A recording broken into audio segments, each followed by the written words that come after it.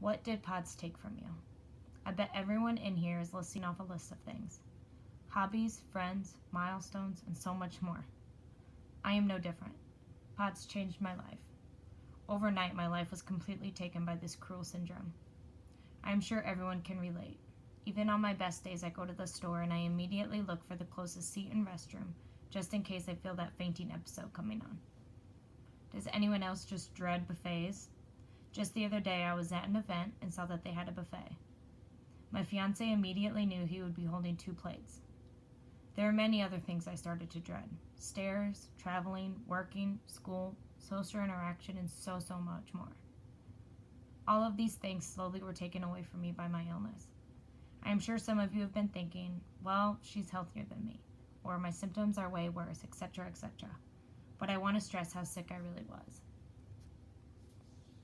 I lost the ability to feed myself, to stand up even for a couple seconds, and then I lost the ability to sit up. My parents would have to hold the straw up to my mouth just so I could keep getting fluids. I lost everything. I want you to understand how sick I really was because I want you to realize how far my therapy and hard work has taken me. And I hope that you guys can all reach some similar goals that I have. The reason I wanted to speak today was not to sit and cry about how sick we are or what we have lost. Everyone here knows what we have lost. But how many of us know what we have gained? This is a story of hope, and I really hope that it gives each one of you, patients, family, friends, doctors, hope that this is not what our lives are meant to be forever. It took me a long time to change my mindset, but I do believe it is possible. POTS took so much away from me. There's no hiding that fact. But at the time, I did not realize how much I was gaining by this illness. Really quick, I want to tell you about my background. My story really has 2 beginnings. The first beginning when I was 14 years old. After a series of serious digestive issues and a diagnosis then of mono and sphincter Ovodi dysfunction, I spent 2 years trying to figure out what was happening, why I still wasn't recovering. 2 years felt like a lifetime, but I later found out that I was fairly lucky to get a diagnosis in only 2 years. Finally, in 2008, I got the diagnosis of POTS at Mayo Clinic. I was honestly more relieved than anything, that there was a reason to why I was feeling the way I was. I was actually their most impressive tilt table test, meaning my heart rate was so far off the grid that they wanted to put me back down just to be safe. That's the accomplishment every teenager wants to hear, right? But after following their exercise program and medications prescribed, I regained control over my health. Sure, I would have occasional POTS days where I was dizzy, nauseous, brain fogged, etc. But overall, I was doing great. I went to college and participated in all that goes along with the college life. I got a degree in nursing, and after graduation, I even landed my dream job. I was officially a NICU nurse. Well, for 2 months, that is. Then my second beginning, which is what I really wanted to stress on today. I should have known now that I look back in hindsight that a 12-hour night shift would not be good for my health. The disruption of sleep, diet, circadian rhythm, etc., and throw in a stomach virus, welcome back POTS times 10. This is my second beginning. Oh, it's just the flu, I'll get over it. Oh, it's just a bad POTS day, weekend, week. Finally, I gave in to how I was feeling. I was scared to keep asking off of work, especially as a new nurse. I was scared that the doctors would tell me that I couldn't work night shift. I was scared to give in to what I already knew, that my POTS was back, but this time, full force. I couldn't walk. Some days I couldn't sit up without my heart rate reaching 200 beats per minute. I suffered with nausea, fainting, headaches, palpitations, tremors, weight loss, and severe fatigue. I was referred back to Mayo Clinic, this time in a wheelchair. After several tests, I was sat down and again told, "You are the classic POTS patient." I knew this.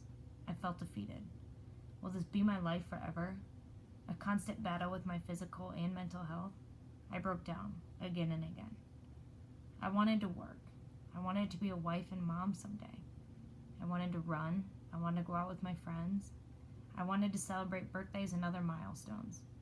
I wanted to simply live, and I was being told what I already knew, that my POTS was in the driver's seat and we weren't headed anywhere that my dreams wanted to take me. I had my pity party. I cried. A lot. Every single day, actually, for 8 months.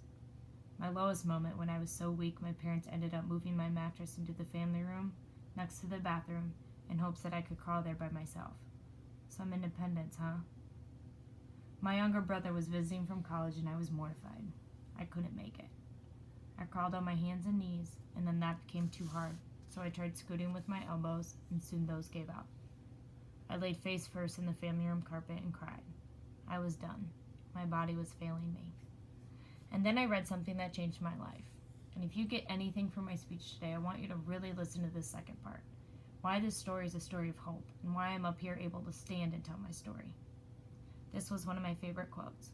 Courage does not always roar. Sometimes it's the quiet voice at the end of the day saying, I will try again tomorrow. And I did. I tried again yesterday, tomorrow, the day after that, and I am still trying. I believe half my battle, along with most other patients, is half physical, half mental. And I don't mean what all the doctors told you once, that it's all in your head. I mean that we are so sick, it's really hard, nearly impossible, to wake up every day wanting to even try to do anything. I eventually decided that if my body was going to fail me, I would not give up mentally. And it did not happen overnight. It happened over a long, long course. Some days I still battle with it today. But I want to emphasize how important it is. My counselor at the time encouraged me to start a goals journal. I thought this was dumb. Funny almost. My goals? I didn't have any anymore. My goals were taken away from me. But she kept really, really urging me to try it. So at the time, what did I have to lose? This is actually a picture that I took of my goals journal. And the picture on the right was with the first time that I made it down the driveway by myself. And that's where I started. As you can see, some days it was as little as sitting up in a chair for 5 to 10 minutes. Some days it was a little more, some a little less. I started realizing I was doing a couple things. I even made it out to dinner once or twice. Granted, that left me in the bed the next couple days, but I was getting out and socializing. Although short-lived, I would enjoy my time. I started to do more little things that I thought would help me. My family all sent me their favorite inspirational quote, and I filled my entire wall of my bedroom with the quotes. I woke up every day to these. These are just some of them. I got plenty more. To start your day with a positive attitude, I found is crucial to recovery. I also had a Jack and Jill bathroom with my older sister, but when she moved out, we slowly turned that room into my post-journey therapy room. My parents purchased a bike and a rowing machine at garage sales, and I put them in there. And I also put a ton of waters and salty snacks. I put a poster board where I would write what I completed every day to keep me accountable. Some days it would be bike for 5 minutes. Some days I couldn't get out of bed, so I would just do leg exercises in bed. But either way, I was doing something. I had a bulletin board of different exercises to do laying down and what I wanted to complete each week. And this is my favorite part of my little recovery, was my punching bag. I printed off the symptoms that I struggled from the most. Lightheaded, brain fog, headache, fatigue, nausea, anxiety, and many more. I placed them on different areas of the bag. Some days I'd just go in there and punch it so hard, screaming and with tears streaming down my face. But you know what? It helped. I needed a healthy way to let out my anger towards this illness. Sometimes these painful times can teach us lessons that we didn't think we even needed to know.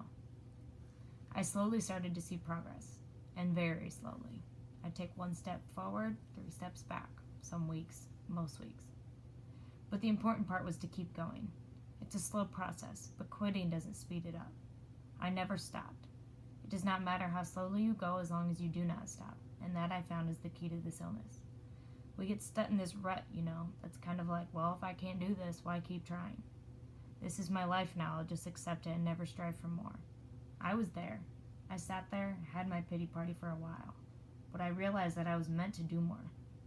We're given one life, only one life, and these are the circumstances that we're dealt with, and that we can't change, but we can change our attitude towards them and know that we are capable of more. I slowly started to regain some control over my life. First, it was little things. Staying home for a couple hours when no one was there, then driving 5 minutes down the road and back, going to lunch, walking the dog, very minuscule things at the time, but those were my milestones I was reaching. Not my birthday or my first job or my new apartment. Those things weren't possible at the time, but I grieved those losses and then I focused on my little gains. Slowly but surely, my little gains turned into big gains. I drive, although if I'm having a bad POTS day, I don't. I moved out of my parents' house. Although they were great, this is a huge step. I work. I'm a full-time pediatric nurse, but not in the hospital doing night shift anymore. I do pediatric home care where I can sit and make my own schedule. I'm a better nurse because of being the patient so many times. We learned patience, pain, and determination at such a young age compared to most. We are lucky. This is how I learned to share my gift, and I hope you can find a way to share your gift also. I regained aspects back in my life I never knew I would gain again. I have some terrible days. Just the other day, my fiancé had to pretty much hold my head up because I was so weak from a long work day. But I found someone that makes it work. He knows he's in charge of breakfast because those potsies feel worse in the morning. He knows after I do a workout, I need to lay down and have fluids and salty foods. And if I hear one more time, "Jordan, the shower's too hot, you don't want to feel bad all day." But what I'm stressing is that you do find a new normal. Everyone can do it, no matter how sick you are. You have to surround yourself with people who understand, or want to understand, who are patient, optimistic, and unconditional. Not only my efforts got me here. I would not be here without my supportive friends and family. The days you don't want to get out of bed, do it for them. And lastly, and most importantly, I was inspired by you guys to be up here. I do not do public speaking, especially speaking about something so emotional. But you are all who gave me the courage to be here. Looking out today, I see so many Jordans. I was you, just last year. And I had someone talk to me like I am to you today, and it gave me hope. Something us potsies don't get too often. My hope for you all is that you don't let your illness define you, but to let your strength and courage. I'm thankful for my struggle because without it I wouldn't have stumbled across this strength. Owning our story and loving ourselves through it is the bravest thing we'll probably ever do. So stay strong. Your story isn't over yet.